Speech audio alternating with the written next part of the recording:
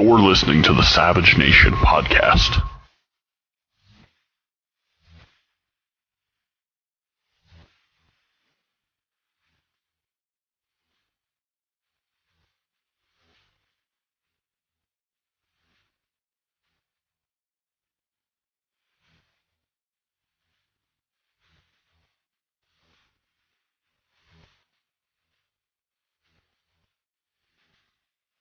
You're listening to the Savage Nation podcast.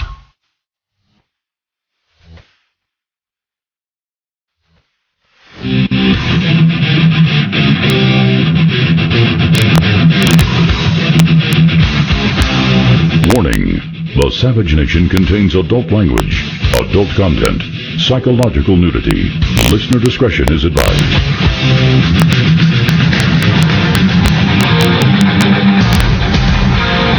And now, America's most exciting radio talk show, The Savage Nation, home of borders, language, culture. And here he is, winner of the National Radio Hall of Fame Award, Michael Savage. There's a drive hit the deep right field. That ball is going, it is gone. Maris hitting his second home of the day. And the Yankees' sixth homer. My friends, even I, Michael Savage, know what baseball is. Welcome to the program today. I love that clip because it reminds me of the great days of the New York Yankees, and that's the great announcer Mel Allen, who was an inspiration to me without my even knowing it. When I was a kid, I listened to this man's voice, and just there was something about it that made me think I was transported to another world when I listened to him. Well, I just hit one out of the park, like Mickey Mantle. And thanks to you, the book Trump's War is going to be number one. It is number one on the New York Times bestseller list. Now, you may say that's okay, but it's not a big deal. It is a huge deal for a number of reasons. Aside from this program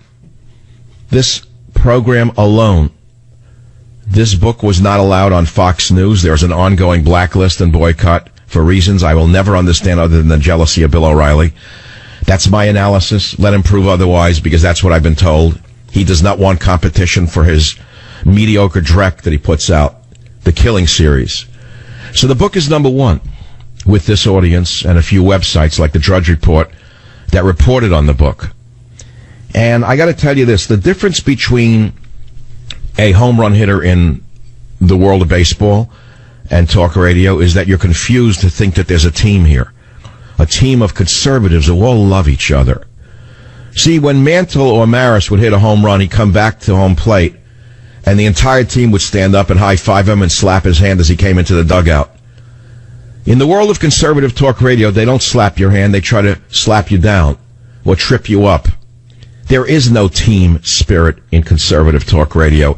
That's the dirtiest secret in the media. And I'm not bitter about it. I'm the one who hit the home run because of you. And I'm going to talk about why that book is so important in a moment. There's only one person in the major leagues who talked about Trump's war today hitting number one because it's a reflection for all of us. It's a reflection of Trump's war. And it's a man named Mike Gallagher. I don't know the man. I know he's been on radio. He is on radio. He's the only one, I'm told, on Facebook who took pride in a fellow broadcaster who was on the same side politically who knocked one out of the park. So thanks, Mike. I appreciate that very, very much. You stand apart from all the others who play the game not as honestly as you do. Savage Trump's War, number one on the New York Times bestseller list. No Fox News, no networks, no nothing but the audience. But it's the message of the book that is so important. And the message of that book is no better stated than line number one from page 65.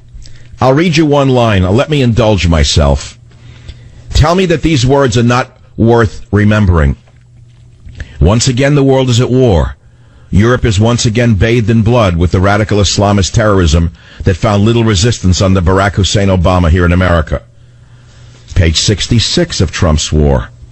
Radical Islam is a violent political movement masquerading as a religion. And until the needed reformation that even moderate Muslims are calling for takes place, radical Islam will not be a religion. Prophetic words or dangerous words?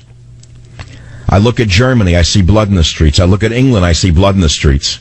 I see men who are tough-looking Englishmen, the kind of men who built England. They're either in prison or they're vilified as right-wing maniacs. What happened to England? They were beaten down, if not jailed, by the radical feminist socialist left.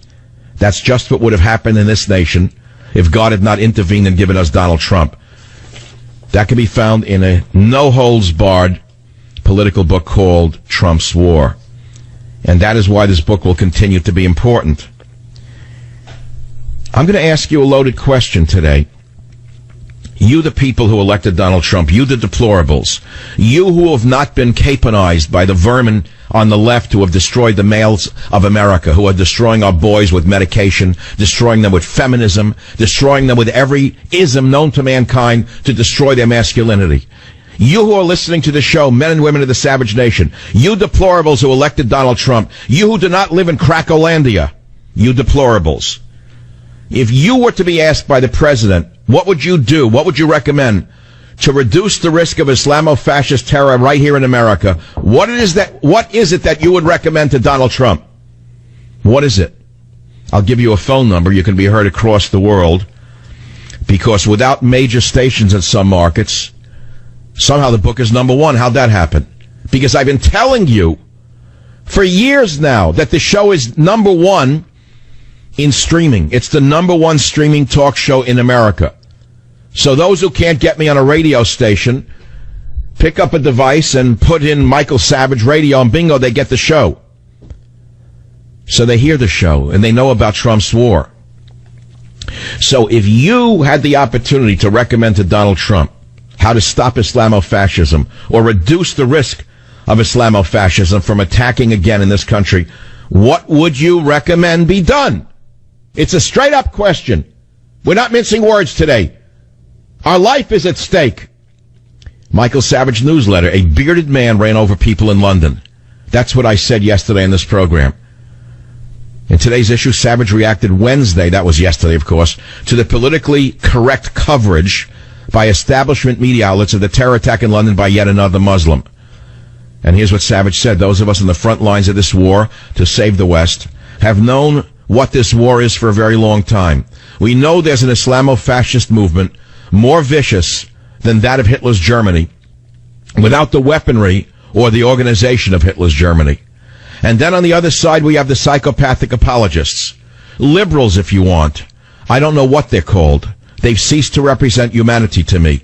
Those who would dig their own graves and throw themselves into the pit in the name of some kind of political expediency and cowardice. Savage continued. And as I say this, I think of Wolf Blitzer, but he's not alone. Media downplayed the London terror attack in every way they possibly could. Every which way they could. They said a bearded man ran people over and knifed people. Bearded man? Another media outlet put it as a gun incident on the London Bridge. What part of reality do you not understand? Let me ask you a bigger question. There seems to be a divide in this nation and in the West itself between reality and psychopathic unreality. I always thought the divide ended where survival began and ended, but I was wrong. So let me ask you, the Savage Nation, a simple question. What is reality? I asked that on the air yesterday. And the listener said, well, reality is what you make it. You can make reality anything you want. And then the listener said, prove to me existence itself as we know it. Prove to me existence itself as we know it is real or unreal. Or prove to me that existence as you know it is the same as the existence as I know it. So I sent a parable about Albert Einstein. The story goes, and I think it's a true story, a man came in after he published a theory of relativity, and Einstein let him come to see him. And he said, Herr Einstein, I finally get it. I read your theory of relativity. There is no reality. Whereupon Einstein stood up and slapped the man in the face and said, this is reality. Well, I remember reading that, and shortly thereafter, I must have been 20 years old. I was on a country road in the Catskill Mountains of New York, and I ran over a rabbit. I got out and saw the dead thing squashed in the road with the blood and guts all over the pavement. And I remember writing in my journal later on, tonight I ran over and killed a rabbit. This is reality. So now we have another reality in London. Another Muslim fanatic trying to stab a cop, killing a cop, driving a car onto a bridge, killing other people, hitting 20 civilians, killing some of them, maiming others for life, and you have Wolf Blitzer and the others in denial. More concerned about offending certain members of their populations than protecting themselves and others. And you want me to tell you the worst part of this Islamo-fascist terror attack in London for me? Was seeing the British EMT workers desperately trying to save the life of the subhuman who had done this. You see, to me, any man who commits this type of atrocity on other humans who are innocent is no longer a human being. They sink below the level of humanity. They become subhumans. I would have let him rot in the streets. I would have let him rot in the streets rather than put a needle in to save that life of that piece of garbage. And to see them working so hard to save his life after he had done this, if this does not typify the insanity of the liberal West, tell me what does. A man runs people over on purpose, kills them, shoots stabs a cop, and they save his life? They try to save his life? That's the society you want to live in? That makes you feel like a good man? That makes you feel like a superior liberal? That should indicate to you that you're a mental case that belongs in a nut house. So let me turn it back to you, the listeners of this show. This is no longer a joke. We can't have flowers and balloons every time another person is killed by one of these Islamo-fascist subhumans. No flowers, no balloons. I want to hear the bees buzzing. I want to hear the B-1s, the B-2s. I want them in the air. I want to hear them roaring at 5 in the morning out of McClellan Air Force Base. Every time someone is killed, I want a training camp destroyed with everything that walks in it dead. And that's the way you're going to win this war, no other way. Not with balloons, Miss May. Not with that false stiff upper lip, Miss May. We will not be bent. Or the Muslim mayor of London, isn't he a wonderful speaker? Come here, Mr. Khan. Isn't he a wonderful, wonderful man, Mayor Khan? London is the safest city in the world, he said. And he wants the balloons, and he wants the flowers, and he wants the English on their knees, bowing down to radical Islam. And so this is what the Battle of Britain was about. When the bravest and best of Britain, they were all very wealthy boys. They came from good families, by the way, not like today. They enlisted in the Royal Air Force to save their nation. Almost all the pilots in the Royal Air Force who fought the air war over England to save it from Hitler, were all boys from, let us say, upper-class families. But it was considered part of their duty to enlist in the military, and almost all of them went into the Air Force. And they fought very bravely in their Spitfires against the German plane, the Me-109. It was an amazing story. I'm sure those boys still exist in England. Many of them are in the Royal Air Force or the Royal Military. Many of them are in police work, but they've been hamstrung. They've been destroyed by the ninnies like Theresa May, by the fellow travelers in their own government who have told them not to be men, but to be crybabies and get down on their knees and just bray to the Muslim fanatics who are killing us one person at a time. How do you stop this? What do you think, it's a miracle to figure out how to stop it? If you have a cancer that enters your body, what do you do with it? Do you pray to the cancer, or do you cut the cancer out? Do you use radiation and surgery to kill the cancer? Think about it, all you good doctors out there. This is the Sabbath. And by the way, we have an amazing guest coming up at the bottom of the hour. I saw her last night on Fox News. Her name is Katie Hopkins. She's an English woman, a fabulous English woman. She wrote an article for the Daily Mail, Welcome to London. She said, we can say we're not afraid, light candles and make hearts of our hands, but the truth is that we can't go on like this. She was nauseated by the weakness of the people she saw in Brussels and the weakness that she saw in London. And she had rage as she watched it. Katie Hopkins is the kind of woman that England needs to save itself from itself. This is the Savage Nation. I need you to save us from the same liberal sickness. I'll be right back. Join the Savage Nation. Call now, 855-400-SAVAGE, 855-400-7282. Savage. The Savage Nation is sponsored by Swiss America, the only company I trust with my financial future. Call 800-289-2646 or SwissAmerica.com. A bearded man conducted the attack in London. A bearded man of no religion. He wasn't a Muslim, was he? Well, we didn't know it was a bearded man. And the worst part was seeing the EMT workers trying to save the subhuman's life as people lay dead in the streets. This is the symptom of insanity. This is the symptom of liberal insanity I've never seen. If you were to make up a story like this 50 years ago, that a man would run people over on purpose after stabbing a cop, and the cops, the ambulance workers in those days would run up and try to save his life, you'd say no one would believe that would happen. They wouldn't even go near him. They'd let him rot and die in the street. They'd let the crows peck his eyes out. They wouldn't pick him up with the garbage the next day. This is what liberals have done to our minds. It made you think that's the mark of a sane society? Trying to save the life of a man who just killed all those people? This is what you think is the mark of a civilized society? It shows that you're better than them? This is how sick you are? You think they look at you and say, oh, they're better than us. We'll learn from their example. Oh, those liberals are so... Western democracy is so superior to our 9th century view of Islamofascism that we'll become like them. We'll just throw away our hate book. We'll get rid of all the hate in our book because they're so much better than us. And look at that. They put balloons and they put flowers in the street. Isn't that the way to go? Ahmed, yeah, let's join them. Yeah, Ahmed, let's reform our viewpoint because they're such superior people. You think this parody is unreal? This is how the liberals actually think things work. They are tolerant for every sickness on the planet with the exception of conservatism. They are tolerant for every form of humanity and every form of human behavior except for patriotism. They are mentally ill.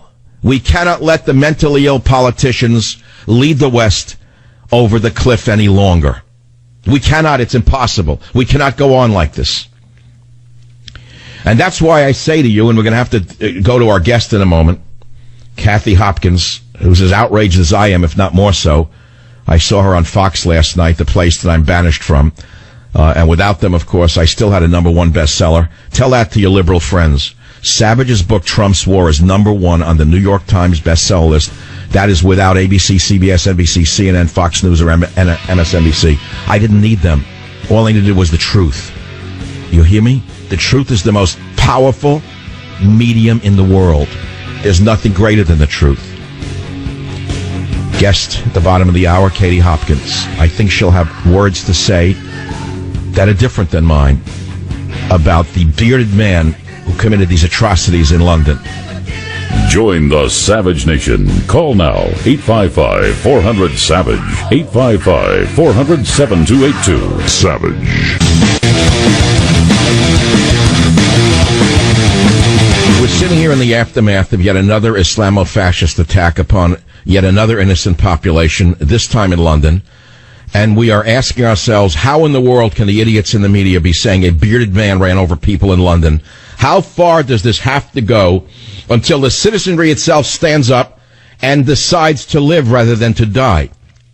Great article in Daily Mail by a fabulous writer, Katie Hopkins. And I'd like to hear what she has to say because I saw her on television. I thought she was just wonderful. You can reach her on Twitter at KT Hopkins. Ms. Hopkins, a pleasure to have you on the Savage Nation program. Thank you for being with us. Thank you very much for having me on. This is not a pleasant time, nor is it a time to simply make hay out of a terrible event. But you made some critical points on television here last night, in my mind, one of which was that there's a dichotomy between what is seen in London and what is seen in the rest of England. Could you tell us what that is? Absolutely, and I am taking a hammering right now from the people of London, from the intellectuals financial elites, as they call themselves. It's rather like your kind of New York or LA, I guess. And I take a hammering from them because they say, we stand united, we are stoic, we are not cowed. Whereas if you travel outside of London to this other place called the rest of the UK, where I am in regularly with people who are normal people getting on with their daily lives, they do feel afraid. Not afraid because of this one attack or this one man in this car that drove into people and stabbed a man. Not afraid because of this one thing, but because they look at what our country has become, because this is us now. This is the United Kingdom now. You know, this is what we've been reduced to, which is accepting another attack, accepting this sort of thing happens in a big city. That was our Muslim mayor, Sadiq Khan, who said that. Accepting that what we'll do now, if people are right this moment, is stand in Trafalgar Square, hold a tea light, you know, make heart shapes with your hands, maybe have a hashtag, maybe light up a building with the colours of the flag, and pretend it's all okay. That is not brave, you know, that is not being cowed by terror. That's failing to see the danger in our midst that nobody's doing anything about. And the rest of the UK can see it, but our establishment, our media, the liberal ruling elite in London just won't acknowledge it, and I believe they won't acknowledge it because to admit the state that we've fallen into would be to admit everything they believed is wrong. You know, multiculturalism doesn't work. Multiculturalism means we all die together.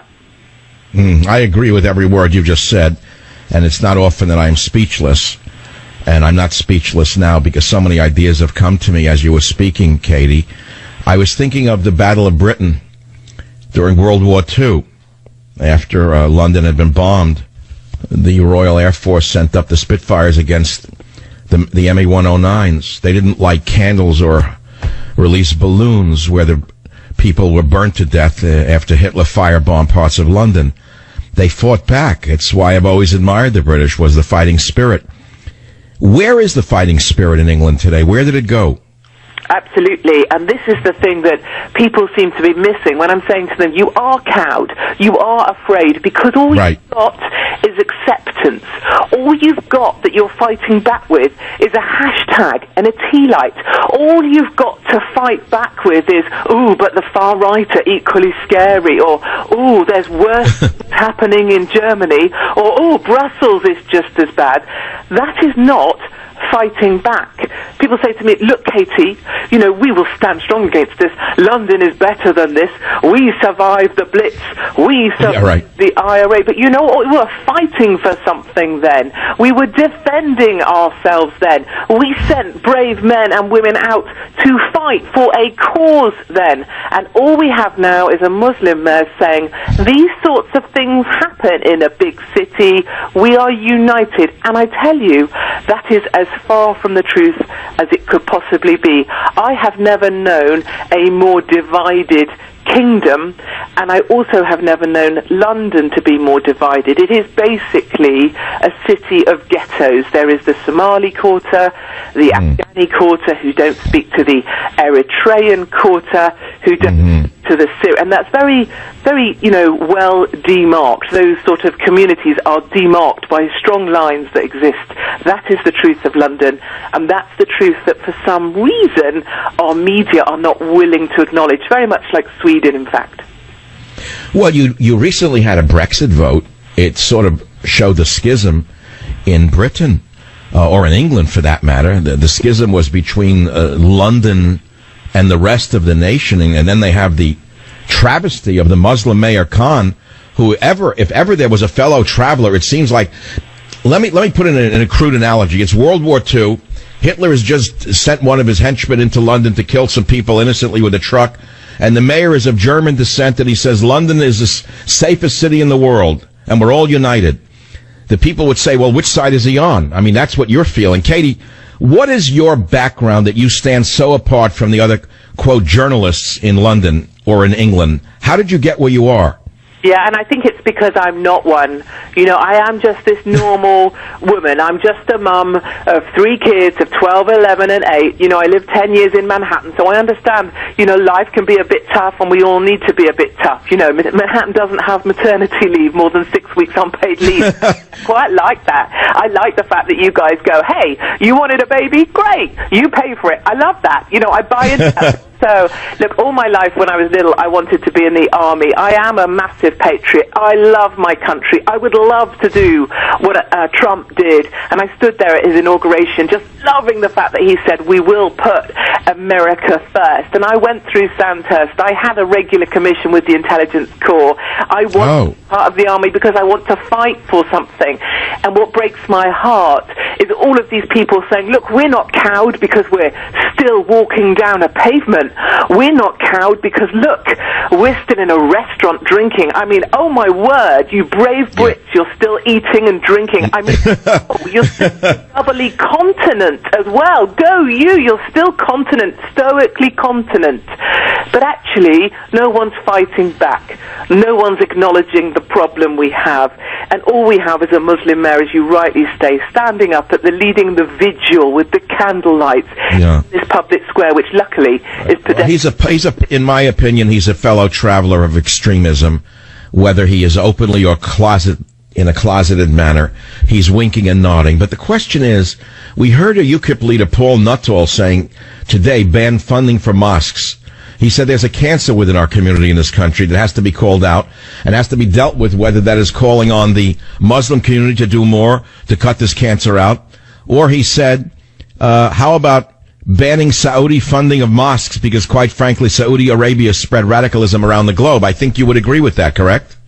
I think, yeah, absolutely, and I see that at my university, actually, a local university here, that is a lot of funding on that campus now. This is true of many of our British universities, comes from the Saudis, and as a result, campuses now are not friendly to the Jewish communities, and Jews are being forced out of university campuses and other thinking because there's such a wide sort of spread prevalence of Islamic thinking, Islamic thought, which is indeed backed by funding from Saudi sources. That's in our universities with our young people, and I believe people are also being brainwashed in our schools and colleges to be anti-Trump. You know, many teachers teach in schools that Trump equals hate, and they think they have a right to teach that. You know, it concerns me. I think our Muslim mayor of Londonistan, as many of us know, is, you know, his greatest kind of validation is that his father was the son of a bus driver.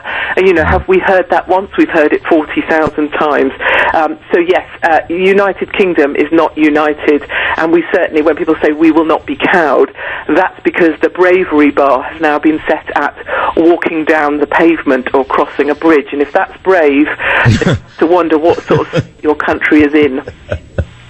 All right, well, I've asked my audience today on this program, what would you recommend to be done to reduce Islamo-fascist terror in the West? And we've been talking about that. And also, by the way, we're speaking with a great writer, Katie Hopkins, UK Daily Mail, on Twitter, at KT Hopkins. You're impassioned, you're patriotic, you are what England needs right now, and you're not alone. You represent the English people, the very force of England that voted to remove themselves from the emerging Soviet Euro state and to leave the EU are the people you seem to write for, Katie, and what do they think needs to be done to save their nation before it's too late? Let's make a bigger picture. I have people who are very smart, smarter than I, who said they can't be saved. It's too late. The breeding level, the reproduction level, the encouragement of breeding amongst the immigrant classes, and the lack of children amongst the British themselves means that in 20 years or less, they will be slaves to the invaders. Is that too dire a picture?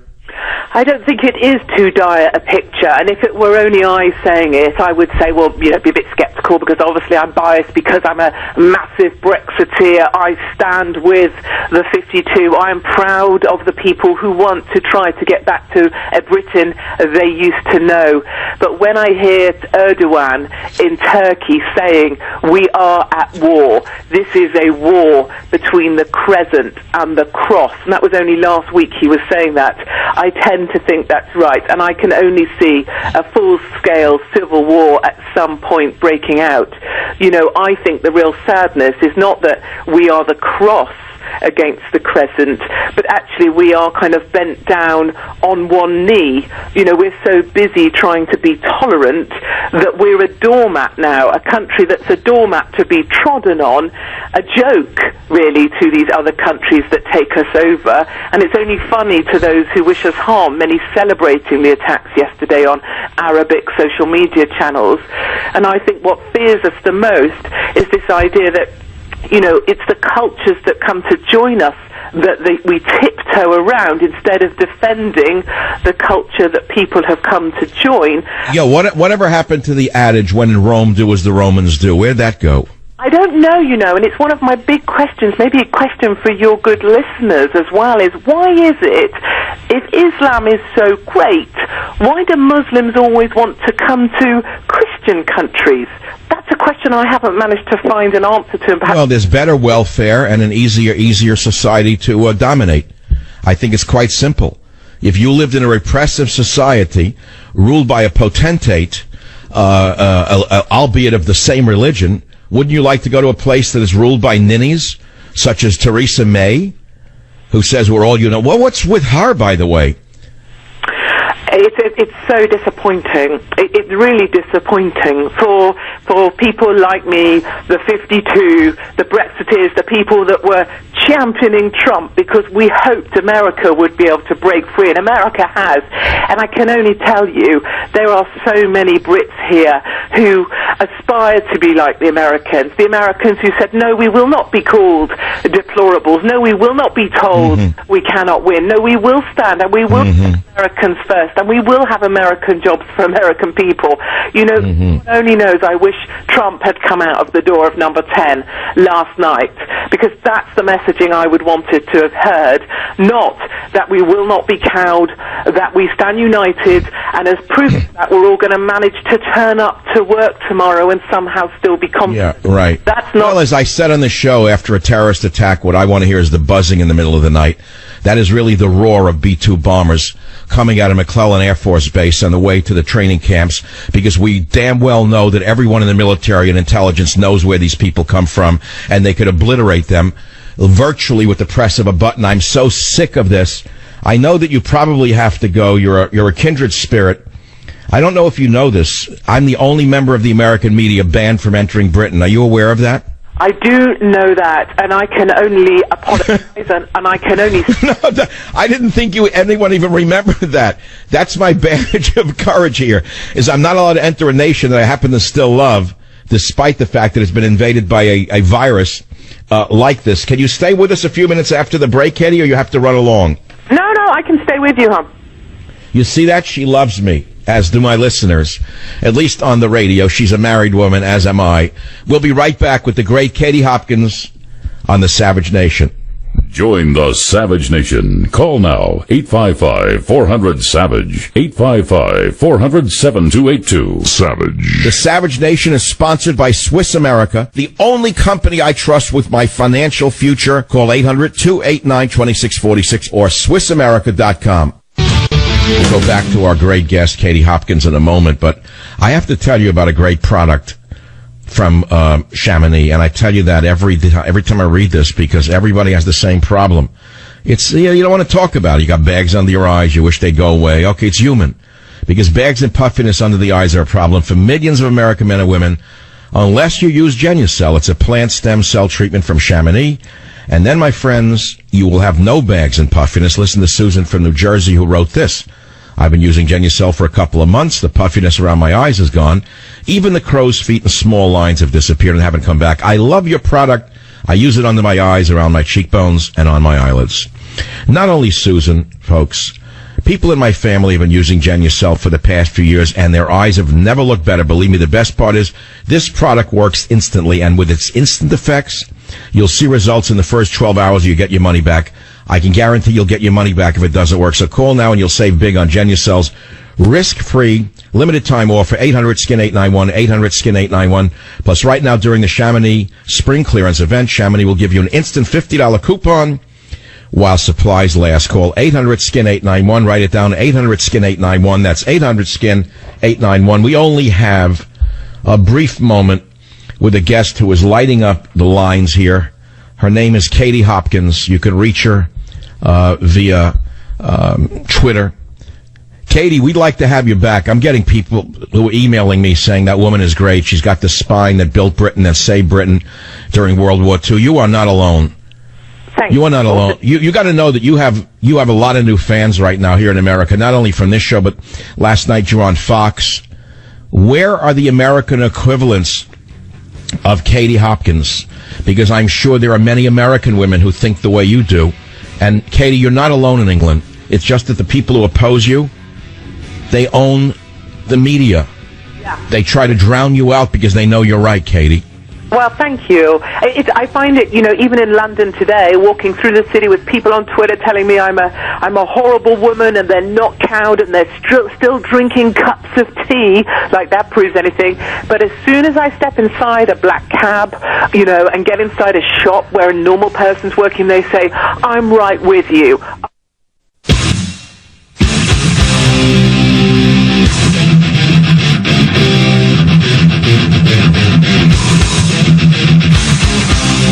Warning. The Savage Nation contains adult language, adult content, psychological nudity. Listener discretion is advised.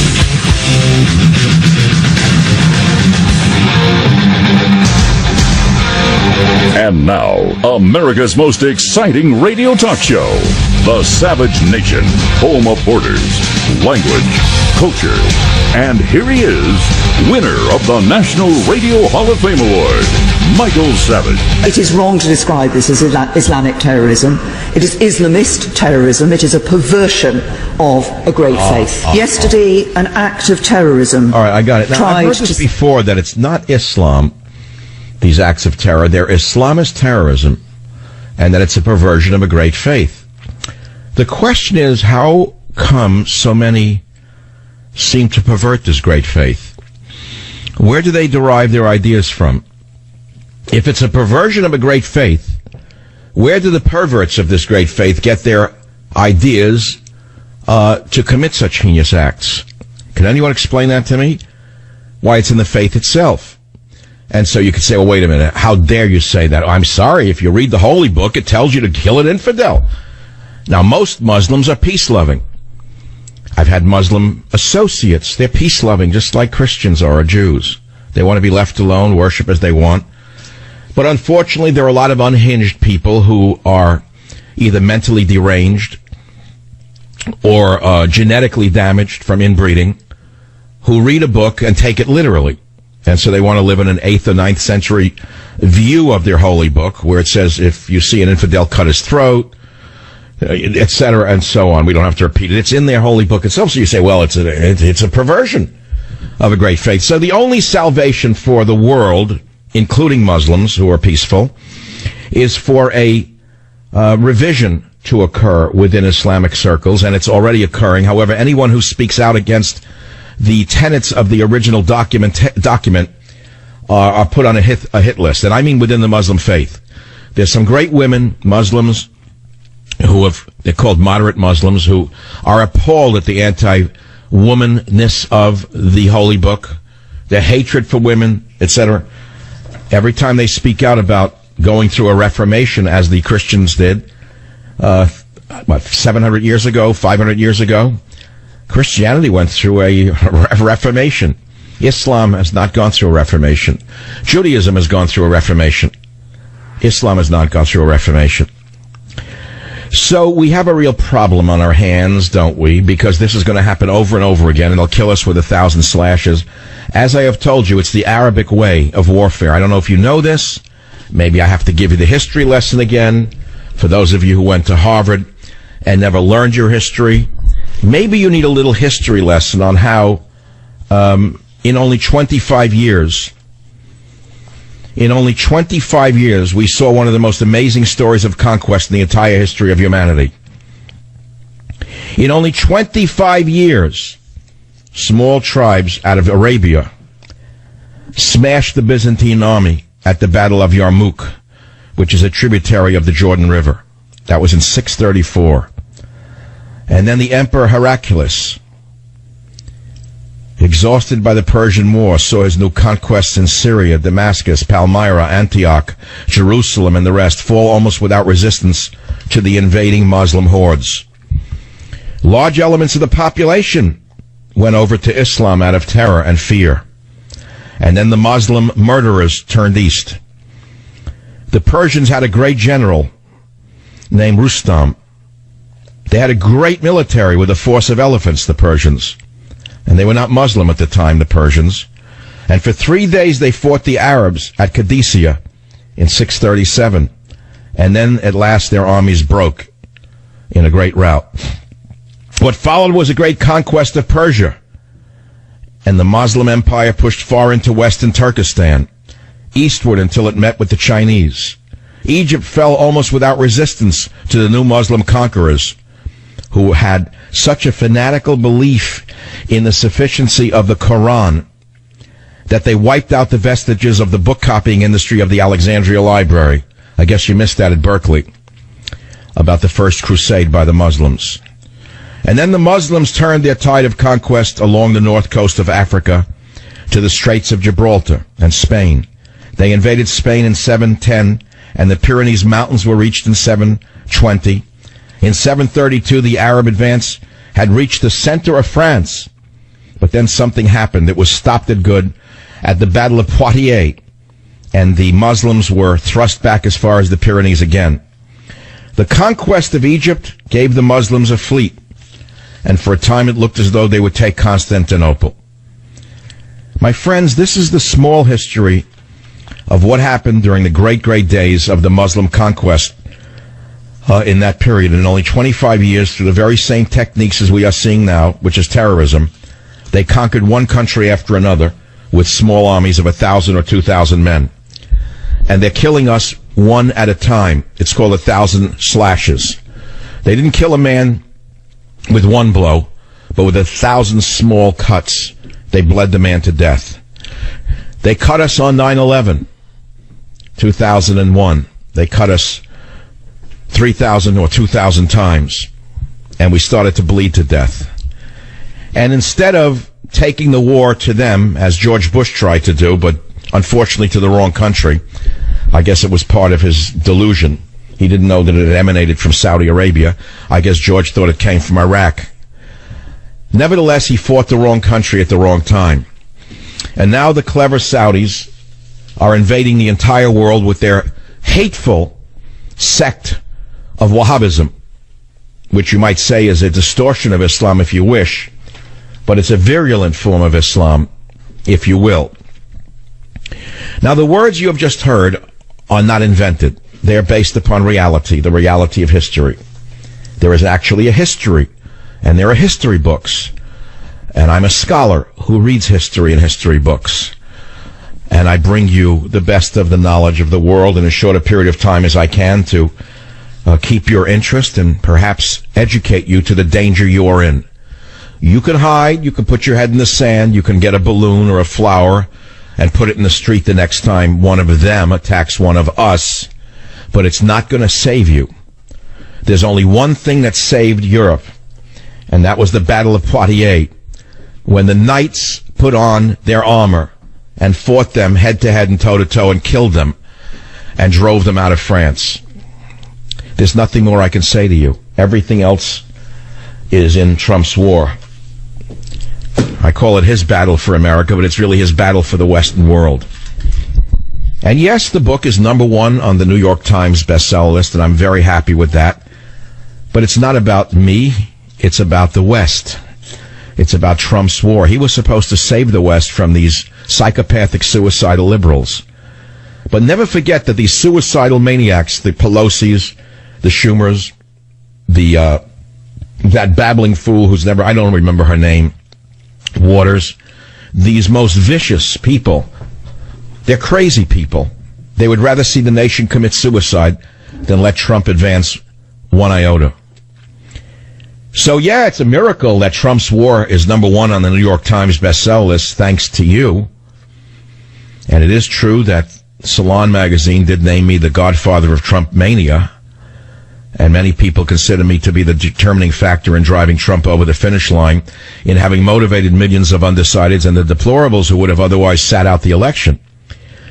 But I believe that this book is more important going forward than it's ever been, especially what they're doing to Trump every day. The vote was delayed minutes ago on repealing the health care bill, and it should have been, by the way, delayed. I agree 100% in delaying it, because it was nothing but Obamacare light. Everyone knows that. And I believe President Trump was misadvised by some people within his own circle who were not advising him correctly. I've talked about that over and over again. I am not an advisor to the president. I wish I were asked to be so. And it could happen that downstream he'll come to understand that there are people who know more than those around him right now. And I'd be happy to give him my 2 cents. But my 2 cents are found in over 300 pages right now, actually 250 pages with references.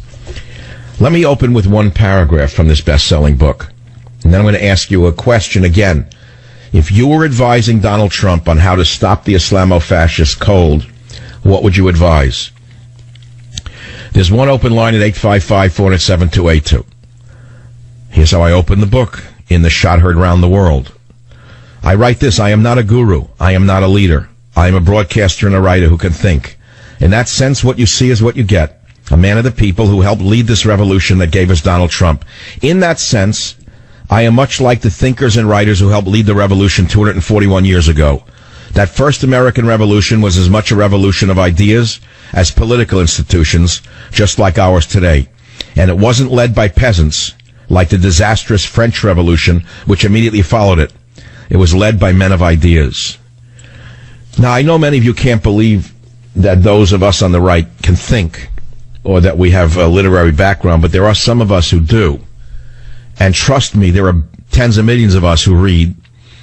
And we're now on the bestseller list with our book, Trump's War. The country has changed, the world has changed, and you better wake up to the fact that unless you listen to us, something horrible is going to happen to you. And it won't be from us. It will be from the very people that you harbor and you think are your friends. And on that note, I will take a break and come back to the question of the day, which is, what would you, the audience of the Savage Nation, thank you for making Trump's War number one on the NYT list, what would you do if you were advising President Trump?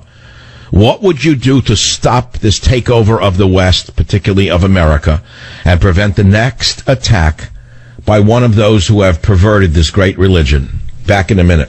Join the Savage Nation. Call now, 855-400-SAVAGE, 855-400-7282. Savage. The Savage Nation is sponsored by Swiss America, the only company I trust with my financial future. Call 800-289-2646 or SwissAmerica.com. Michael Savage's pocket history of the conquest of only 25 years.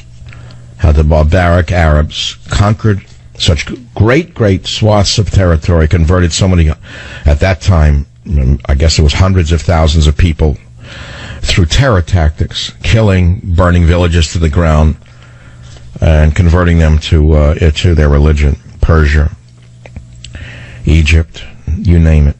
Only stopped when men stronger than them with better weapons killed them and turned them back.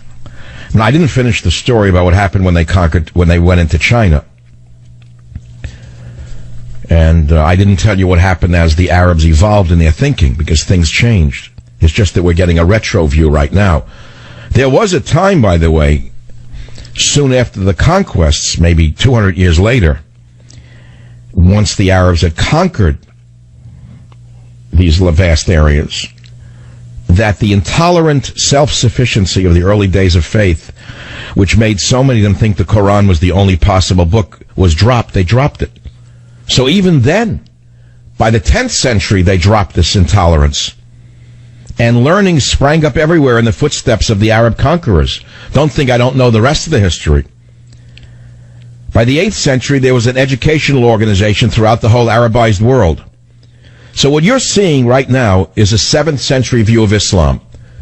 These Islamist throwbacks are practicing a 7th century form of Islam, wherein these ignoramuses, these inbreeds, have an intolerant view of the entire world and think that the book that they're reading is the only possible book because they're fundamentally illiterate inbreeds who don't even know the history of their own people. By the 9th century, learned men in the schools of Cordoba, Spain, were corresponding with learned men in Cairo, Baghdad, Bokhara, and Samarkand.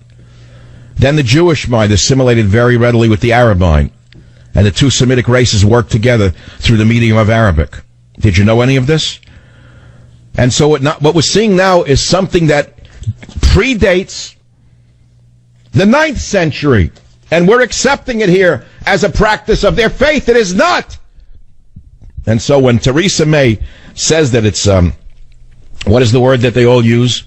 The perversion of a great religion. She has it all wrong. It's not the perversion of a great religion. You can describe it in 1,000 other words, and that's not a perversion of a great religion. It's people living in the 7th century view of their religion. Maybe she ought to study history before she becomes prime minister next time. And so the only way for us to understand what we're facing is to understand what we're facing. I try to help you with it every day, and I do the best I can. And what's amazing to me is that I'm lucky that I'm a former teacher and a science teacher at that, because I learned something in all my years of writing science papers, and I didn't write a lot of them, but they were all good, and they were published in great journals. I was taught early on in science writing to be succinct, use as few words as possible to make your point. That's a skill that requires a lot of years, to use as few words as possible, not as many. And I then read a lot of literature. I read a lot of literature, and one of the writers I loved the most was Ernest Hemingway, because he also used as few words as possible to write his great books. See, he had been a former journalist, where he had to meet deadlines and write short columns. So he didn't fill the pages with a lot of words to fill up space, and he didn't write by $1 a word or 10 cents a word. He wrote what he wanted to write, and he tried to do it in as clean a form as he could. And that's why I'm able to teach you the history of the world and conquest in such a brief period of time, and try to awaken you to what you are facing. No, this is not an anomaly. No, these Islamic terrorist attacks are not occasional. No, they didn't just start yesterday. They started in the 7th century. So don't think they're going to end tomorrow unless you end them tomorrow. And we can do a lot of things in this country to end them. That's why we elected Donald Trump. He said he would. Didn't he say that he would not let Muslims into this country? And what did the Schumers and the Feinsteins and the Pelosi's have to say when he did that? Racist, this is, that is. No, he was a survivalist. And these psychopathic left-wing idiots are suicidal lemmings, and we have to ignore them and push them aside, or they'll take us all over the cliff. Trump said he would ban any more Muslims from entering this nation. And what did he do? He tried to put in even a travel ban. And these sick people on the left called him every name under the sun and blocked him. One filthy judge in a dirty robe. Who is that piece of garbage judge? Who is he? Who is that filth? Did I elect him? Did that piece of garbage hiding behind a black robe, did he run for office? No, he's a left-wing nut. How did one nut in a filthy black robe stop a president? It's because he is backed up by the sickest people on the planet, suicidal leftists who will kill all of us unless we let Donald Trump do his job. And that's just the beginning of what must be done.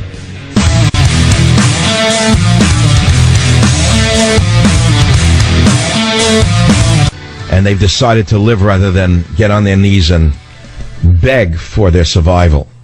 I have a dream that one day I'll wake up and Donald Trump will be able to rule America, and all of the psychopathic obstructionists will finally be voted out by their own party, who also decide they want to live, not to die. Which brings us to terrorism again. What is our plan for victory for this terrorism? I'm very pleased to tell you that I do have friends in the media. I have a few friends in the media. I mean, you know, the book's #1 on the New York Times list, Trump's War, which is an awesome victory. You have no idea what this is. To be a man alone and to come out #1 on the Times list. This is the first time I've had a #1 bestseller in many a year. The first one was, hold on, I got to read you this. I was thinking about that this morning, and I went to my library and dusted off my first one. I've had many New York Times bestsellers recently, 5 in a row, which unto itself is pretty awesome. Thank you for that. But in 2002, I published a book called The Savage Nation, Saving America from the Liberal Assault on Our Borders, Language, and Culture. That's the one with the great picture of me with the sunglasses, the iconic picture of me with the Golden Gate Bridge behind me, that my son took in a snapshot one day on the back of a ferry boat or something. And the minute it was taken with the sun glinting off the glasses, it was an instant classic. And I look back on that book and I say, what was in that book that the people liked? They had never seen anything like it. So I looked at the outline of that book, From the Bronx to Broadcasting, Diversity is Perversity, America from the Melting Pot to the Chamber Pot, Christophobia in Praise of Christianity, Trickle-Down Immorality, Immigrants and Epidemics, TB Anyone, Dancing on the Cultural Abyss, Red Diaper Doper Babies Rule, and Crimes of the Democrats. It was only 200 and some odd pages, and I got to ask you, has anything changed? Has anything changed? We've lost the war thus far. Not. We haven't lost the war. We just won the election. But the suicidal deviants in the media are so devoted to their own self-destruction that they would deny us our own victory and deny us our own vote. They're supposed to be impartial. I don't turn a television show on for one day and not see an attack on Donald Trump or his family. Not one day passes without these perverts pretending that they run the world. Don't get me started now on the word pervert. Don't get me started on saying that it is not an act of Islamic terrorism. It's a perversion of a great faith. Don't get me started on that. Because I would say to you that the media today is a perversion of a great profession. Oh yeah, it's a perversion of a great profession. Journalism was once a great profession until it was perverted by these diehard, fanatical, suicidal maniacs who deny half the nation their own vote. But there are friends I have in the media. I have them here and there. I was in a few radio shows. No conservatives in the media will even mention my name because they can't compete with me, so they don't. As I said, only Mike Gallagher, who I really don't know. I don't even know what time he's on, but he did mention my book because he said, I'm proud to say that, one of us, a conservative writer, is #1 on the New York Times list, and he took pleasure in that, as he should, because he understands it's a battle. He takes it for real. He understands it's a real battle, and we're supposed to support each other when there's a victory in order to magnify the victory, in order to spread the message. But he's not bitter, he's not jealous, so he did it. Now I open up Breitbart, and I don't have any contacts with them, and I'm shocked to see that it's their lead story. How pleasant this is. Review, talk radio legend Michael Savage outlines his strategic plan for victory in Trump's war by Colin Medine. This is unbelievable. I'm reading you one paragraph. Breitbart, Michael Savage. It would have been easy for Michael Savage to write a book after the election of Donald Trump that boils down to I told you so. After all, Savage is one of Trump's earliest supporters, but instead of taking the easy route, Savage has written Trump's war as Battle for America, a comprehensive battle plan for the Trump administration, ranging from his familiar topics of borders, language, and culture to economics and the deep state. I got to read this later because I do have honest people in the conservative media, and I want to thank everybody at Breitbart for overcoming all of the resistance that you must have in there to even mention my name. I only wish there was one brave soul at Fox News who would overcome the gentle green giant who has such jealousy. The gentle green giant who is so afraid of me that he won't let anyone on the network have me on. There happens to be people who love me, listen to me, want me on, and the gentle green giant prohibits it. It's just a fascist dictatorship, that Fox News. Only the gentle green giant gets to decide who goes on that network. He should understand that we're fighting for our survival. He should celebrate this victory. I wouldn't expect Sean Hannity to have me on his show. He competes with me on the radio. And it's sad to say for him that he has lost in every book going back 2 or 3 years now in New York City, which is the biggest and most competitive market. I often don't talk about it, but let's be clear. I'm on WABC. He's on a call-edited efficient station. We split an audience, but I beat him in every book for 2 and 3 years in a row. Why? Sean is a nice guy and a good broadcaster. I'll say that right now. He has a television show to use to promote his radio show. I don't. But I have a message that's clear, and I'm very clear in my messaging. And so that does it. The truth somehow wins out every time. As long as you can get the truth out somehow. I just want to thank the people in the media who have come to understand that we're fighting for our survival and that we really ought to support each other a little bit more. I only wish the gentle green giant could take his shades off for a few minutes and see what's really going on around him and recognize that it's not just about ratings or money. It's about survival, which is what we are talking about now. I had Katie Hopkins from England on in the first hour. She's a real warrior, this woman. She's the kind of woman who built England. You know, you watch a show like Vikings, and you see the Viking women. She was like a Viking woman, absolutely. She said she went to Sandhurst, and she had been in the military. They're amazing with 3 children. She can't stand what she's seeing in England right now. They stood in the center of Brussels, row on row, she wrote, hands held high, making hearts to the heavens, showing the slaughtered they were not forgotten, reminding themselves they were here with love, looking to show humanity wins, that love conquers all. They lay in the center of London, face down where they fell, stabbed by a knife, rammed with a car, flung broken into the Thames, life bleeding out of the curb. And she goes on. An Asian man rushed to hospital. She says, no anger for me this time. No rage like I felt before. No desperate urge to get out there and scream at the idiots who refuse to see this coming. Not even a nod for the glib idiots who say this will not defeat us, that we will never be broken, that cowardice and terror will not get the better of Britain. She says, because as loyal as I am, as much as my whole younger life was about joining the British military and fighting for my country, I fear we are broken. She said, our country is broken. This is what we have become. This is what we become. Because all the while those forgiving fools in Brussels stood with their stupid hands raised in hearts to the sky, another mischief was in the making. More death was in the pipeline. London is a city so desperate to be seen as tolerant. No news of the injured was released. No clue about who was safe or not. Liberals convinced themselves multiculturalism works because we all die together. An entire city of monkeys, see no evil, hear no evil, speak no evil, blind, deaf, and dumb. And then she talks about the seething hatred inside London from the immigrants, how the Afghans hate the Somalis who load the Eritreans. And she goes on, and how it's a war between London and the rest of the country. Well, it's a parallel here in America, a war between the Schumer, New York, the Pelosi, San Francisco, and the others. Those of us, the deplorables, like you, who listen to this show in hiding. Many of you yourselves self-identify as Democrats, don't you? Even as liberals, don't you? And yet you tune into the show as often as you can, don't you? For a reason. Because something in you stirs when you hear me speak.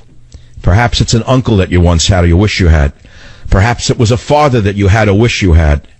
Perhaps it's your own voice that you sometimes hear, but you suppress, that you hear coming out of your radio speakers or your whatever you put on your head as you listen on an iPhone. It's the voice of survival that you hear. It's the voice of survival that you hear. It's a man clamoring to survive, trying to awaken you to your own survival instincts. I'm asking you to shake off the brainwashing. I'm asking you to break the shackles of liberalism, which are crippling you, not ennobling you, not making you a stronger, better person, but a weaker fool than you already are. Obsequious to those who kill you, bowing down to those who would cut your throats, and will do so once they have the majority, as they've done in every other country where they've gotten the majority. Are you insane? Probably. Just ask your psychiatrist. He'll know, if he himself knows what sanity is. But let's not get off the beaten path here. I give you a strategic plan for victory in Trump's war. And I'm asking you now, what's the path for victory to prevent the next terror attack from another, let us say, pervert of the religion of peace? I'm using Theresa May's words. She says it's wrong to describe this as Islamic terrorism. She said it is Islamist terrorism, a perversion of a great faith. Well, at least she said the word Islamist. Obama wouldn't even say that. Where is Obama, by the way? Oh, there are whisperings where he is. But we can't say where he is, even though we know where he is. Let us just say he's enjoying a holiday by himself at sea without the wife and kids. A little birdie told me. Let's leave it at that. One day you'll come to understand who he was and how he hoodwinked you. And now we have a mess on our hands, and we elected a man to clean up that mess. And now we have the obstructionists like Schumer, Pelosi, Feinstein, doing everything they can to stop us from saving ourselves. And that's where we are today. What would you do to stop it? I have a solution. It's simple. I make it easy for all of us. Time is running out already in hour number 2. This is what happens when the shows are great, because the topics are so great, because the moment is so strong. It's simple. The New York Police Department, until a number of years ago, until the psychopathic liberals in the New York Civil Liberties Union stopped them from doing so, the New York Police Department had the most vociferous anti-terrorism task force in the country, if not in the world. They were monitoring mosques. They were following people who they thought would be problems. They had an entire program. I think it was 60 pages long. I once got my hands on it. I was going to put it in a book. It may be in Trump's War in parts somewhere. I don't know. I have it somewhere. It was the most detailed plan to stop the next terror attack coming from another mosque somewhere in New York City. The NYPD was stopped by from doing it. Do you know who stopped them from doing their jobs? The New York Civil Liberties Union. And take a look at the names of those who work in the New York Civil Liberties Union. It's repetitive, over and over and over again, the same types of names. It's the same type over and over again that stops the men and the women of America from preventing the next terror attack. And who are these people? Why is it that they're so fanatically anti-cop, so fanatically anti-patriot, so fanatically anti-mother, anti-father, anti-church? Why are they like that? I'll let you figure it out. I'll be back to discuss it with you and Trump's war right here on the Savage Nation. Join the Savage Nation. Call now, 855-400-SAVAGE, 855-400-7282. Savage. The Savage Nation is sponsored by Swiss America, the only company I trust with my financial future. Call 800-289-2646 or SwissAmerica.com. It is the Savage Nation, and I happen to love what I'm about to tell you about. And you know what that is? Charles Tyrwhitt. I was actually a customer of theirs before they started sponsoring the Savage Nation, because they make the best business and casual shirts you're going to find anywhere. All the fashion from their famous store on Jermyn Street in London has been made available online, and they're giving my listeners a huge savings. Charles Tyrwhitt shirts are the most exquisitely tailored, crease-free shirts ever. British style, using only the softest, most comfortable fabrics, tie, no tie, tucked or untucked. You're going to look great. And I got you a great deal. You get 3 shirts for just $99. That's 60% off, and all CT shirts come with free delivery. You heard me. A 6-month quality guarantee and free returns. Just $99 gets you 3 amazing shirts right now at www.ctshirts.com/savage. Write it down. www.ctshirts.com/savage. You're going to love me for this one. Well, we're down to the last couple of minutes of hour 2, which means a number of our affiliates leave us, and many, many affiliates, hundreds of them, stay with us. If you are leaving the show right now, take great pride in the fact that you had another victory. That one of yours, Michael Savage, with your help, just knocked the book out of the park. It was a home run, like Babe Ruth, and I'm walking around the bases. No Fox News, because the big green giant won't let anyone have me on, even though I know there are people who are dying to have me on. Wouldn't it make sense? You think of it. You have a show on Fox News. It's all ratings-based. So you have Michael Savage on with the New York Times #1 bestseller, and you talk about the book, and I tell my listeners to listen to that show. The ratings go through the ceiling. And yet they'd rather cut their nose to spite their face, because the big green giant, so as I understand it, wants no competition for his books. Would you believe this? And you thought everybody was on the same team. You thought it was one big, happy, conservative family. Well, now you know the rest of the story. There is no family. There is no coordination. There is no unity. There's no more unity in the conservative media, so-called, than there is in the Republican Party. You got people like me, and then you have liberals posing as conservatives who'd rather stab me in the back and throw every impediment in the way than see me heard or seen anywhere. Period. End of story. And that's it. I'm not bitter. I'm happy. And that's the end of my political book career. There's no more. So Islamo-fascist terror hits London again. The worst part of that story for me was seeing British EMT workers on the ground trying to save the life of the subhuman who had just stabbed the cop and run people over. Fighting to save his life, that pile of human trash. Me, I would have let him rot in the street till the crows pecked his eyes out. I would have put a yellow barrier around him and let him rot in the street. I wouldn't let his family get his body back. This is sick. It's not the mark of a superior culture to do that. It's the mark of a sick, weak, depressive, suicidal culture to do a thing like that. A man who kills your women and children indiscriminately, you work around the clock to save his life. What does that prove? That you're a better person? It proves you're a fool. Join the Savage Nation. Call now, 855-400-SAVAGE, 855-400-7282. Savage. You're listening to the Savage Nation podcast.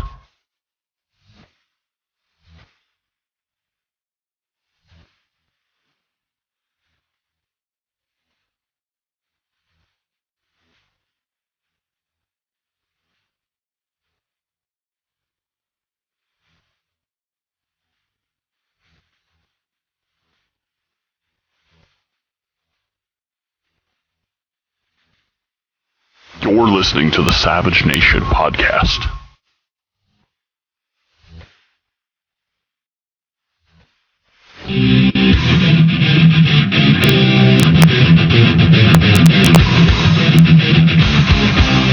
Warning. The Savage Nation contains adult language, adult content, psychological nudity. Listener discretion is advised.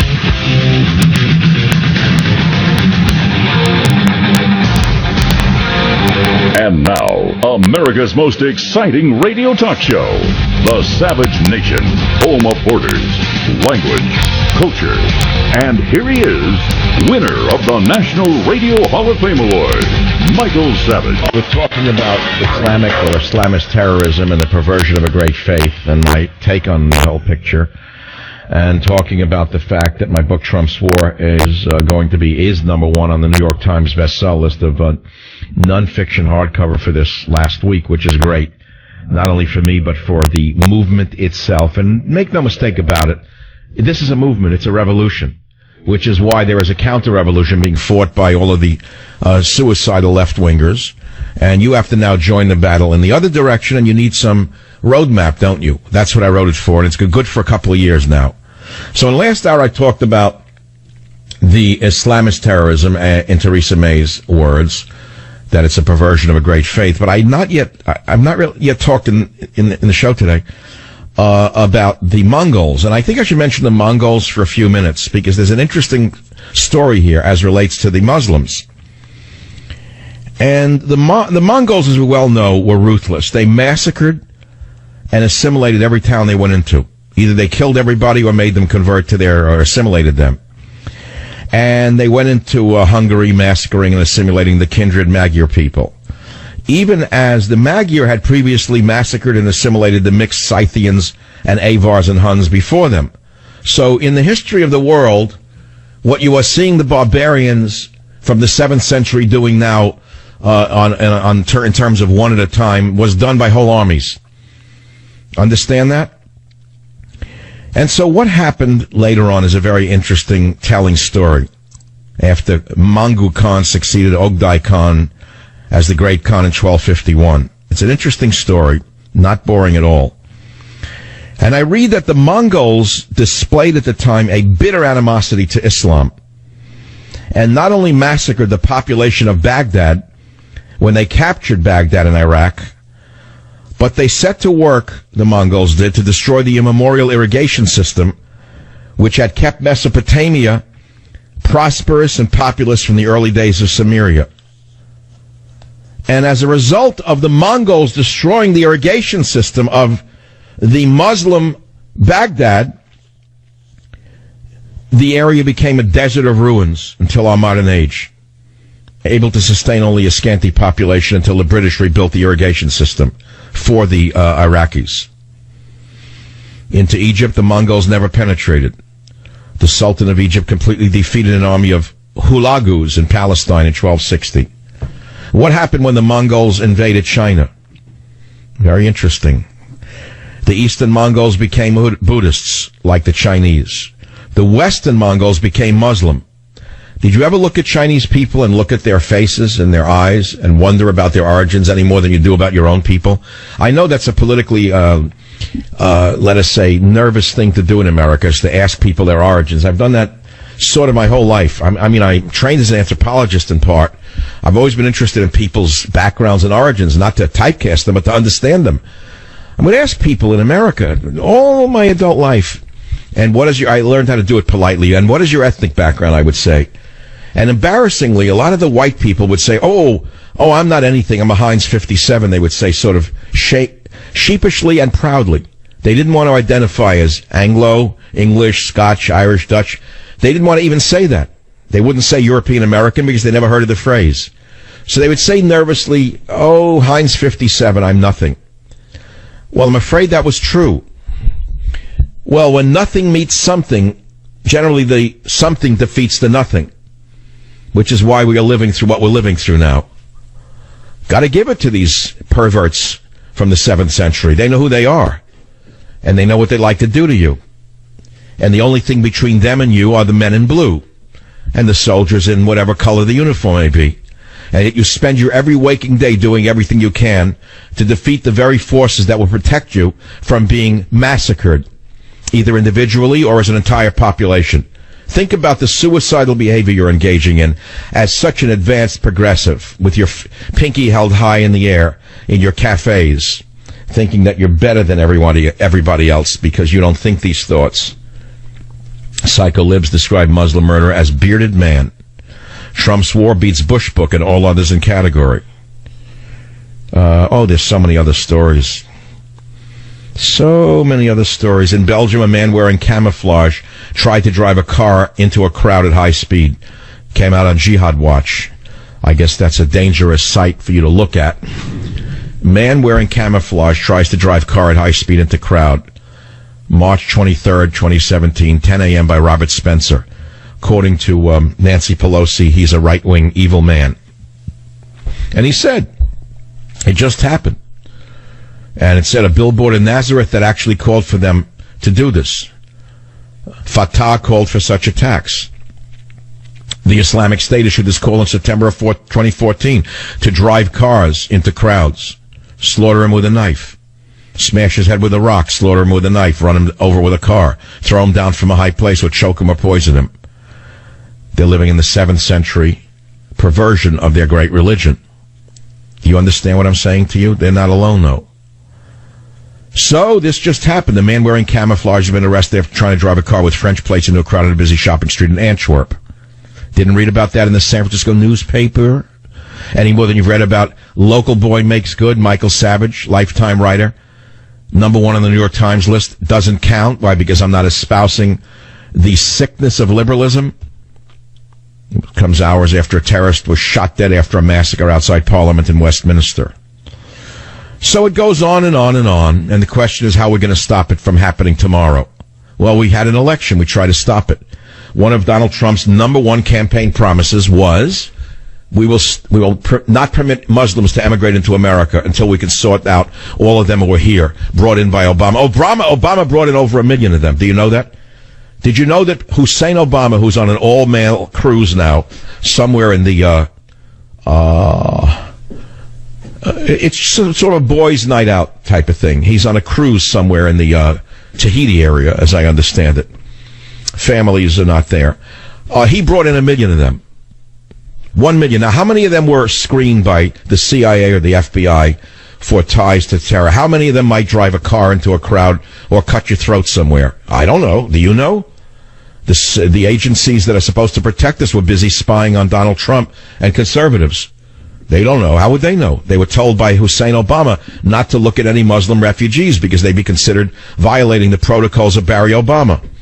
And so they didn't. They spent all of their resources monitoring Donald Trump, Michael Savage, and anyone else on the conservative side who might be a threat to the agenda to destroy the West. That's all. You can take that to the bank. It's 12 minutes after the hour, and there's so much more to discuss. I don't think I'll be able to do it in the minutes that remain. But I've asked you a key question. What would you do if you could speak to Donald Trump to stop the next Islamist, if you want to be polite about it, the next Islamist from driving a car onto a sidewalk? You know, that could even happen in San Francisco, all you progs out there. Yeah, you could be coming out of a cafe just having read the Communist Manifesto, or a book on how to hate Trump, or how to overthrow the church, or how to hate the police. And do you know that one of these 7th century throwbacks might drive over your dead body, your body on a sidewalk, because he wouldn't know the difference between you and any other kafir? Did you know that? Did you know that to them you are the same? You didn't know that. You didn't study that at Harvard or at Bolt Law School. You didn't get to that lesson. Those who do not know their history are condemned to repeat it, said the great non-musician George Santayana. And I'm not talking about the musician. This is the yeah, they were pretty good. Oye, como va? Yeah, oye, como va? Se dice, I guess. Something like that. I don't know the lyrics. But we're not talking about the musician Santana. We're talking about the Spanish philosopher Santayana, who wrote, those who do not know their history are condemned to repeat it. So if you do not know the history of the Muslim conquest going back to the 7th century, you may be condemned to repeat it. Do you understand that? You get it? Because your knowledge of history has been very limited in this New World school order that you grew up in. I think I've said all I want to say for the moment, so I'm going to take a quick break and come right back. Take your calls right here on the Savage Nation. Join the Savage Nation. Call now, 855-400-SAVAGE, 855-400-7282. Savage. The Savage Nation is sponsored by Swiss America, the only company I trust with my financial future. Call 800-289-2646 or SwissAmerica.com. I like the New York Times now. I think they're wonderful people because they made me number one in the New York Times list. They're just great. Yesterday on the show, I said we don't know where it's going to be placed. I know it outsold all the other books, and I said I hope that the good people of the New York Times do the right thing. I mean, if you speak of them nicely, they do the right thing. I don't know. Maybe we should stop castigating all of our political opponents. Maybe we'll have a better nation in both directions. House cancels vote on GOP health bill. You heard about that, right? I don't generally talk about the health care bill. It's so boring to me and just red tape and a labyrinth. I don't know why Trump went after this first. To me, it wasn't that big a deal. I would have let it run for a while. This was a small wing of the Republican Party, a small group of people who wanted this done first. It was really not the number one thing on my agenda, believe me. But okay, I have a whole chapter on what I would do to repeal the bill. It's in Trump's war. I'm not going to do it now. And prospects for the Republicans' health care revision got grimmer by the minute today, despite Trump's personal lobbying of conservatives, and he feared that it wouldn't pass, so they pulled it. Not a good sign. Very, very bad sign, because one of the marks of a great politician is someone who can compromise, do deals, and get things done, and one of the greatest in American political history, modern history, was LBJ. I was told, even when I was young, that guy knew how to make a deal work. He'd go around one to the other, and he'd work out deals. He'd give them what they needed to do to get what he wanted. This is what I'm trying to tell you. This is a compromise that Donald Trump needs to learn. He's not a dictator. He's a negotiator, and he cannot run the country like a business. If I get the opportunity and the honor to sit with the president ever again, and he wants my candid opinion, which I don't think is going to happen in the very near future, I would say to him, you've got to understand the art of compromise, not the art of the deal. Because you're not making deals, you're making compromises now. Politics is horrendous. It's messy. I myself, Mr. Trump, could never be in that business. I'm too strong-willed. My ideas are too fixed. I could never be a politician. I knew that from the beginning. I'm not made for it. So, we may not like our politicians. We may put them down. But they're in a situation or a system that unto itself is almost impossible for the average person to work in. We're not used to it. It's almost against human nature to be a politician. To constantly have to finagle and work out deals. I couldn't live that way. That's why I never went down that road. Thank God. You do a radio show, you think you get your facts lined up, and you speak. And you hope that people agree with you more than disagree with you. You write a book, and then you have an editor who says, what about this, what about that? Then the lawyer for the publisher reads it and says, you can't say this, you can't say that, what do you think? Can you back that up? It's called a vetting. Then you publish the book, and you live with it. But in writing a book is sort of like being a dictator in your own way. You're writing what you dictate. That's what it comes down to. You're not compromising. See, this is the thing about being a writer, is that it suits my nature, is that you don't have to compromise that much to write a book.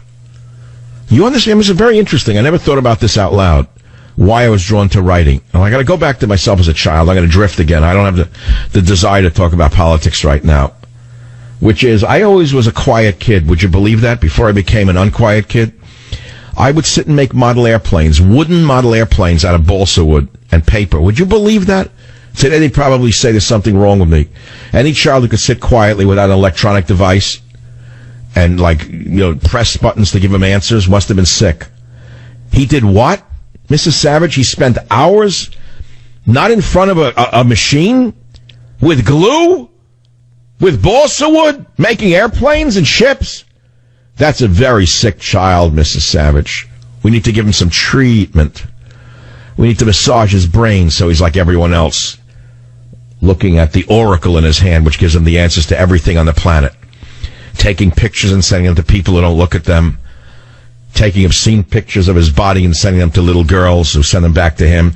Could you imagine if I had an iPhone when I was 5, 6, 7? I don't know how do kids live in that world? I don't understand it. What worlds open up to them? You think they're all wonderful worlds? Ask Mr. Google about that. No deal. No deal. No deal. The bill could still come to a vote in coming days. But canceling today's vote was a very big defeat. It came on the 7-year anniversary of Barack Obama signing the Socialist Care Act.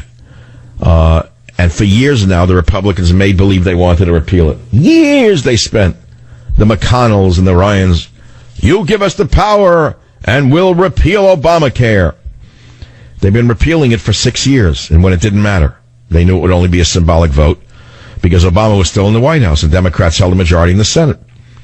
So the rhinos during those years when they knew it wouldn't matter took the opportunity to show what tough conservatives they were for their long-suffering constituents.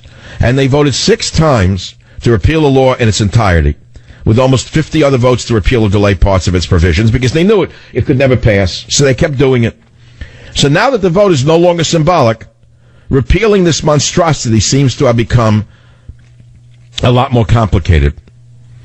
And so the first proposal the rhinos came up with was a budget bill that included repealing Obamacare and adding $9 trillion in new debt over the next 10 years, right out of George W. Bush's playbook. The Republicans were ready to add as much to the national debt as Obama has over his 8-year term, and it only took them 3 days. That is page 45 of the New York Times #1 bestseller, Trump's War. So if you think it's all hot air and it's hyperbole, you are mistaken. Careful thought, careful ideas, savage solutions, your roadmap for the next 4 to 8 years of the Trump administration to help him overcome the hostility not only of the obstructionist left, but of the devious Republican Party. Savage's Trump's War, #1 on the New York Times bestseller list. Thank you very much. What would you recommend to reduce Islamo-fascist terror in the West has been the question of the day. We've not gotten to too many calls, but boy, we've got them today. And we'll get to them tomorrow. But the news just keeps on tumbling down on us. Dow tumbled 120 points because of this healthcare debacle. Join the Savage Nation. Call now, 855-400-SAVAGE, 855-400-7282. Savage. A bearded man conducted the attack in London. Bearded man of no religion. He wasn't a Muslim, was he? Well, we didn't know it was a bearded man. And the worst part was seeing the EMT workers trying to save the subhuman's life as people lay dead in the streets. This is the symptom of insanity. This is the symptom of liberal insanity I've never seen. If you were to make up a story like this 50 years ago, that a man would run people over on purpose after stabbing a cop, and the cops the ambulance workers in those days would run up and try to save his life. You'd say no one would believe that would happen. They wouldn't even go near him. They'd let him rot and die in the street. They'd let the crows peck his eyes out. They wouldn't pick him up with the garbage the next day. This is what liberals have done to our minds and made you think that's the mark of a sane society? Trying to save the life of a man who just killed all those people? This is what you think is the mark of a civilized society? It shows that you're better than them? This is how sick you are? You think they look at you and say, they're better than us. We'll learn from their example. Oh, those liberals are so... Western democracy is so superior to our 9th century view of Islamofascism that we'll become like them. We'll just throw away our hate book. We'll get rid of all the hate in our book because they're so much better than us. And look at that. They put balloons and they put flowers in the street. Isn't that the way to go? Ahmed, yeah, let's join them. Yeah, Ahmed, let's reform our viewpoint because they're such superior people. You think this parody is unreal? This is how the liberals actually think things work. They are tolerant for every sickness on the planet with the exception of conservatism. They are tolerant for every form of humanity and every form of human behavior except for patriotism. They are mentally ill. We cannot let the mentally ill politicians lead the West over the cliff any longer. We cannot. It's impossible. We cannot go on like this. What part of reality do you not understand? Let me ask you a bigger question. There seems to be a divide in this nation and in the West itself between reality and psychopathic unreality. I always thought the divide ended where survival began and ended, but I was wrong. So let me ask you, the Savage Nation, a simple question. What is reality? I asked that on the air yesterday. And the listener said, well, reality is what you make it. You can make reality anything you want. And then the listener said, prove to me existence itself as we know it. Prove to me existence itself as we know it is real or unreal. Or prove to me that existence as you know it is the same as the existence as I know it. So I sent a parable about Albert Einstein. The story goes, and I think it's a true story, a man came in after he published a theory of relativity, and Einstein let him come to see him. And he said, Herr Einstein, I finally get it. I read your theory of relativity. There is no reality. Whereupon Einstein stood up and slapped the man in the face and said, this is reality. Well, I remember reading that, and shortly thereafter, I must have been 20 years old, I was on a country road in the Catskill Mountains of New York, and I ran over a rabbit. I got out and saw the dead thing squashed in the road with the blood and guts all over the pavement. And I remember writing in my journal later on, tonight I ran over and killed a rabbit. This is reality. So now we have another reality in London. Another Muslim fanatic trying to stab a cop, killing a cop, driving a car onto a bridge, killing other people, hitting 20 civilians, killing some of them, maiming others for life, and you have Wolf Blitzer and the others in denial. More concerned about offending certain members of their populations than protecting themselves and others. And you want me to tell you the worst part of this Islamofascist terror attack in London for me? Was seeing the British EMT workers desperately trying to save the life of the subhuman who had done this. You see, to me, any man who commits this type of atrocity on other humans who are innocent is no longer a human being. They sink below the level of humanity. They become subhumans. I would have let him rot in the streets. I would have let him rot in the streets rather than put a needle in to save that life of that piece of garbage. And to see them working so hard to save his life after he had done this, if this does not typify the insanity of the liberal West, tell me what does. A man runs people over on purpose, kills them, stabs a cop, and they save his life? They try to save his life? That's the society you want to live in? That makes you feel like a good man? That makes you feel like a superior liberal? That should indicate to you that you're a mental case that belongs in a nut house. So let me turn it back to you, the listeners of this show. This is no longer a joke. We can't have flowers and balloons every time another person is killed by one of these Islamofascist subhumans. No flowers, no balloons. I want to hear the bees buzzing. I want to hear the B-1s, the B-2s. I want them in the air. I want to hear them roaring at 5 in the morning at McClellan Air Force Base. Every time someone is killed, I want a training camp destroyed with everything that walks in it dead. And that's the way you're going to win this war, no other way. Not with balloons, Miss May. Not with that false stiff upper lip, Miss May. We will not be bent. Or the Muslim mayor of London. Isn't he a wonderful speaker? Come here, Mr. Khan. Isn't he a wonderful, wonderful man? Mayor Khan. London is the safest city in the world, he said. And he wants the balloons, and he wants the flowers, and he wants the English on their knees, bowing down to radical Islam. Borders, language, culture. And let's talk about Trump's Muslim ban, which the psychotics in the media defined as a Muslim ban. It was common sense, wasn't it? To ban people from countries which are known to have and to harbor large numbers of fanatics like this one in London. Wouldn't it make sense not to have more of them come into your country if you're trying to keep yourself alive? Of course it would. If you were a sane person and you weren't brainwashed like Andy Cooper is, if you're not brainwashed, as they all are, it seems to me in the media, like Macho Rad Cow, they're brainwashed. Their protocols of liberalism supersede their own survival instincts. And they would rather push their protocols of insane liberalism than report reality. So we've given up on them. Their ratings are in free fall. We despise them. We watch them. We want to break the I wanted to smash the television today. As I watched Wolf Blitzer go on and on about a bearded man, I wanted to reach to the screen and slap him in the face and say, stop it, Wolf. You know you're lying. And if you don't know you're lying, then you should get off the air. Get off the air because you're not doing us a public service. You're doing us a public disservice. You are doing us all a disservice, Mr. Blitzer. But I couldn't say that. It was only a television set. I'm trying to warn you about the danger you are in. I'm trying to awaken you to the danger you're in. I'm trying to save you from the danger you put yourself in through disbelief and unreality. That is what I am doing today. Now again, we have to go to the other side, where liberals are terrified of offending. They're terrified of offending anyone except us deplorables. Isn't it ironic they're afraid of offending even terrorists of the Muslim faith, but they're not afraid of offending the deplorables who elected Trump? How is that possible? Why is that? Why is it that they hate no one except those of us who voted for Trump? How is it possible?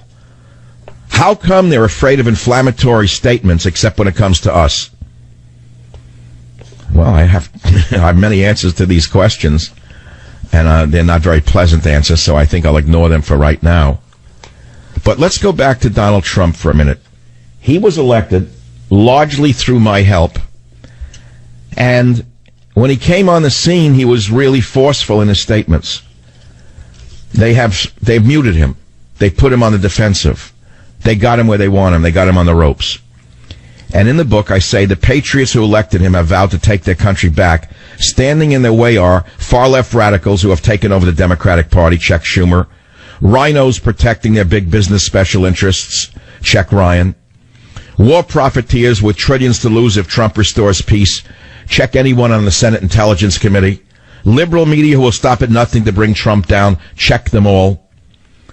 Says while everyone else was still talking about the election, Michael Savage was already looking ahead to the war Trump and his supporters will have to fight. Well, we're fighting it right now. Trump said, he put in a ban the other day.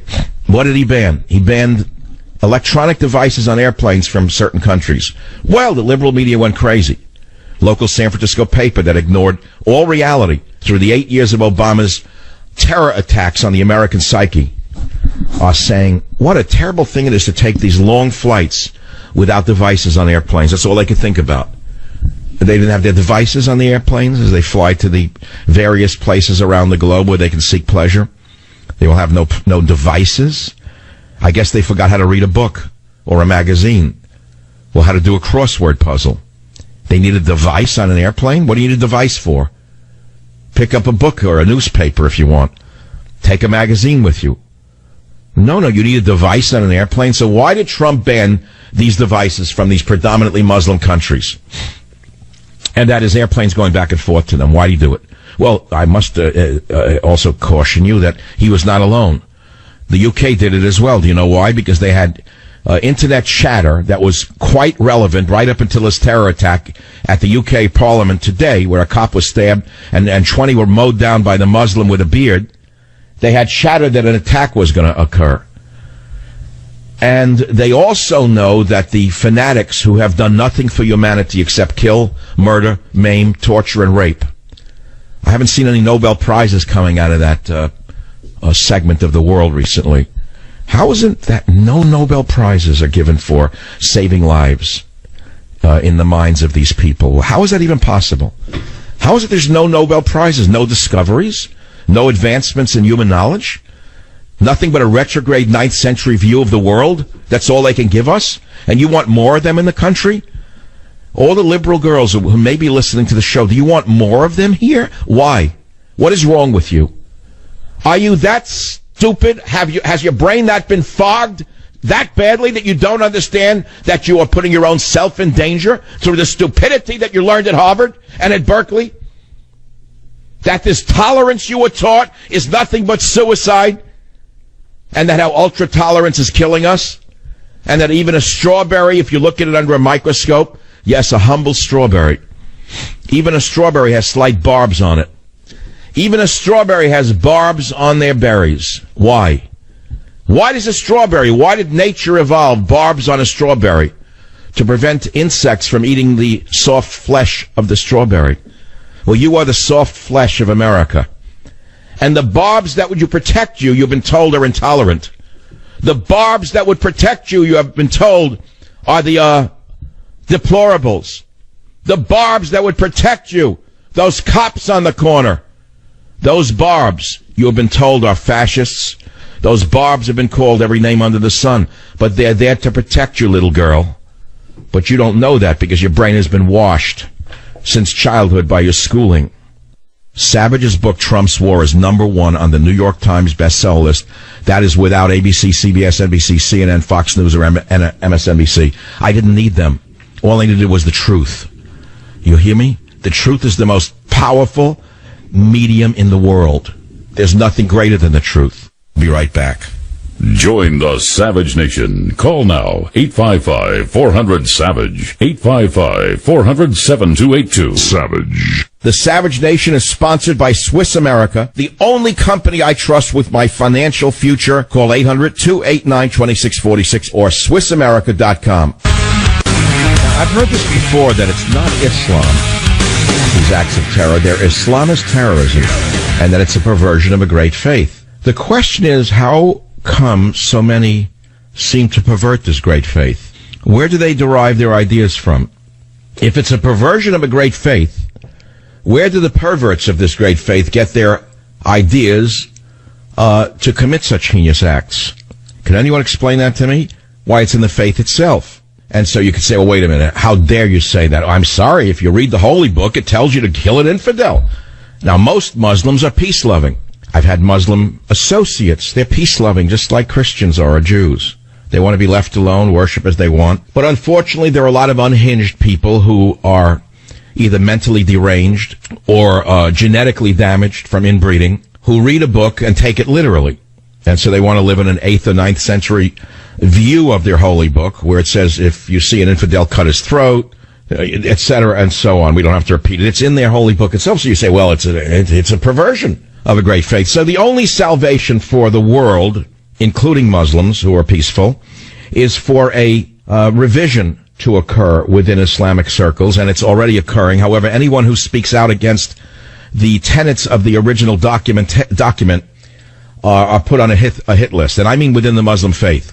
There's some great women, Muslims, they're called moderate Muslims, who are appalled at the anti-womanness of the holy book, their hatred for women, etc.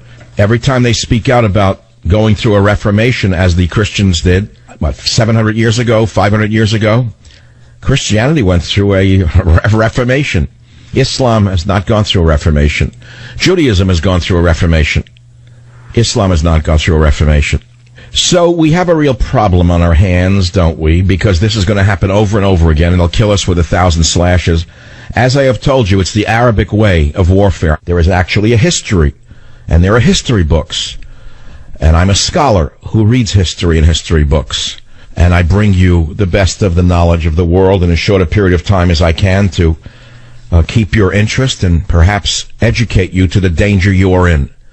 You can hide, you can put your head in the sand, you can get a balloon or a flower and put it in the street the next time one of them attacks one of us, but it's not going to save you. There's only one thing that saved Europe, and that was the Battle of Poitiers, when the knights put on their armor and fought them head-to-head and toe-to-toe and killed them and drove them out of France. There's nothing more I can say to you. Everything else is in Trump's war. I call it his battle for America, but it's really his battle for the Western world.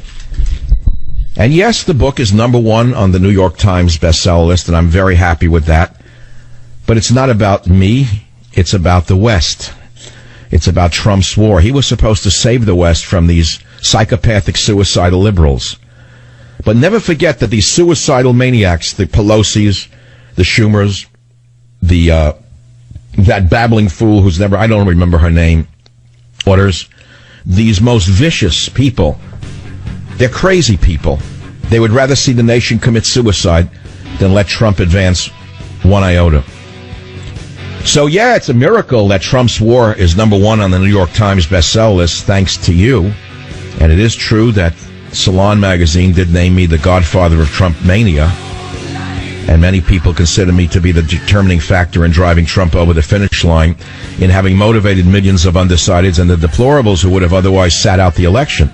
But I believe that this book is more important going forward than it's ever been. Savage. You're listening to the Savage Nation podcast.